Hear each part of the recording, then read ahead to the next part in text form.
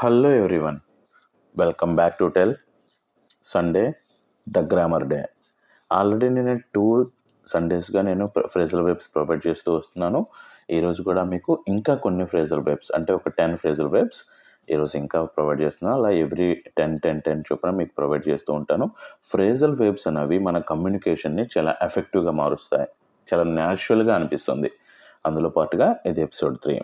So without getting any late, let's get into our today's class.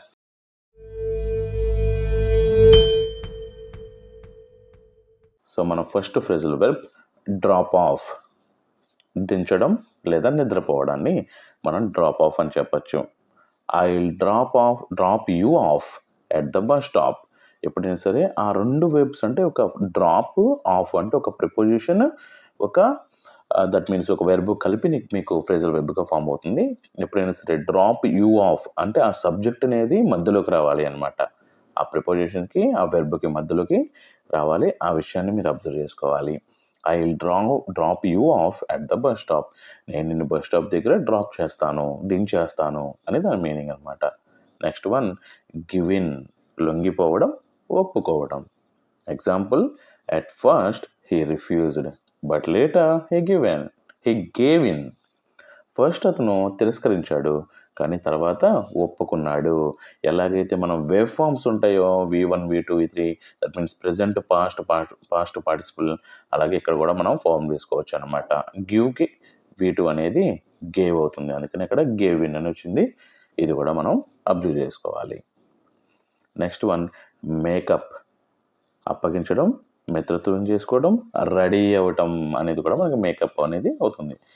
Example, they fat but made up later. So వాళ్ళు first కొట్టుకున్నారు, కానీ తర్వాత కలిసిపోయారు. అలాంటి సిచ్యువేషన్లో అనమాట. తర్వాత అంటే ఫ్రెండ్స్ అయిపోయారు అన్నట్టు అనమాట. సో మేక్కి V2 అనేది మేడ్ అంటే పాస్ట్ టెన్స్లోకి వెళ్ళిపోయింది అనమాట ఇది. Next break down. ఖరాబ్ అవ్వడం లేదా ఎమోషనల్ అవ్వడం, రెండు సిచ్యువేషన్లో వాడుకోవచ్చు. మనం మూవీస్లో వాటిల్లో వింటూ ఉంటాం, నా కార్ బ్రేక్ డౌన్ అయింది, బైక్ బ్రేక్ డౌన్ అయింది, ఇలా అనమాట. అలాగే అతను బ్రేక్ డౌన్ అయ్యాడు, ఆమె బ్రేక్ డౌన్ అయింది. దట్ మీన్స్ వాళ్ళు ఎమోషనల్గా బ్రేక్ డౌన్ అంటే ఏడ్ చేశారనమాట. సో అటువంటి సిచ్యువేషన్లో కూడా యూజ్ చేసుకోవచ్చు. Example, my car broke down on the way to work. నేను వర్క్కి వెళ్తుంటే మధ్యలో ఆగిపోయింది. She broke down in tears after hearing the news. ఆ న్యూస్ వినగానే ఆమె ఏడ్ చేసి ఎమోషనల్గా బ్రేక్ డౌన్ అయిపోయింది, తట్టుకోలేకపోయింది అని దాని అర్థం అనమాట. Next one catch up. Catch up means ఆగిపోయిన పని అక్కడి నుండి పూర్తి చేయడం అనమాట మళ్ళీ. Example, I need to catch up on my work after my vacation. Vacation తర్వాత నేను మళ్ళీ నా వర్క్ నేను మళ్ళీ పట్టుకోవాల్సిన అవసరం ఉంది అనేది దాని meaning. Next cut down on. తగ్గించడం. ముఖ్యంగా తినే అలవాట్ల విషయంలో ఇది వాడుతూ ఉంటారు అనమాట.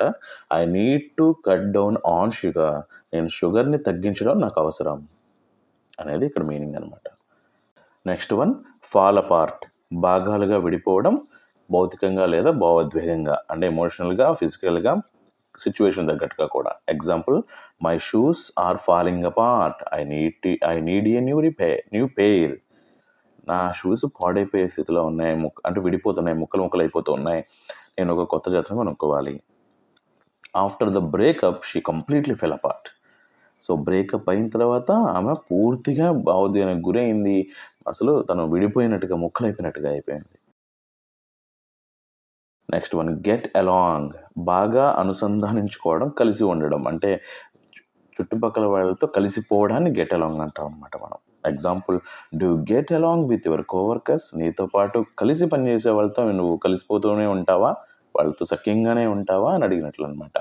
Next keep up with. ఒకదాన్ని అనుసరించడం, మార్పుల విషయంలో కానీ వేగం విషయంలో కానీ పూర్తిగా మారుతూ ఉండే దాంతోపాటు మనం మారడానికి ప్రయత్నించడం అనమాట. Example, technology changes so fast it's hard to keep up with it. So technology చాలా ఫాస్ట్గా చేంజ్ అవుతుంది, దాంతోపాటు మనం దాన్ని అందుకోవడం కష్టంగా ఉంది. అంటే అందుకోవడం, అనుసరించడం, దాంతోపాటు పోటీ పడటం, అలాగే టైం చాలా ఫాస్ట్గా గడిచిపోతూ ఉంటాయి, దాంతోపాటు మనం పరిగెత్తడం కూడా మనకు కష్టంగా ఉంటుంది. Next one take after. Take after means పోలికలు అనమాట. ఎవరినైనా పోలి ఉండడాన్ని మనం టేక్ ఆఫ్టర్ అనాలి. Example, he takes after his father.